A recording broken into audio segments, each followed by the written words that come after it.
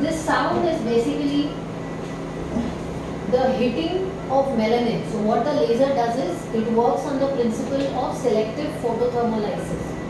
That means every laser has a particular wavelength. The wavelength of light targets the melanin particle in the skin, which is the pigment causing particle, and it breaks the particle. So the melanin breaks into smaller pieces. It is then sucked by the melanophages in the skin, which are certain skin cells which remove that so-called rubbish or the garbage, and they dispose it out of the body.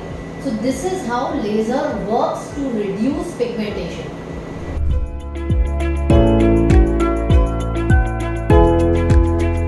The thing with lasers is it's not just the machine which does the job. You have to know how to work with the machine. So which wavelength has to be targeted, how deep it has to go, how superficial. Because melanin pigment can be higher up in the skin, it can be in the middle, it can be lower up in the skin. So how deep is the pigment and what is the cause of pigment? Depending upon that, the laser parameters need to be titrated.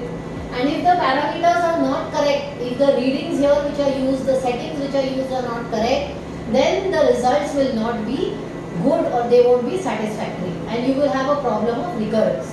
That is important. Secondly, in Indian skin types, because we have darker skin types, the treatment needs to be done very cautiously, otherwise you can end up with hyperpigmentation, which is more dark pigmentation, or hypopigmentation, which is lighter, or the skin can become completely white. So these problems can happen with the Indian skin if you do not know how to use the laser on Indian skin.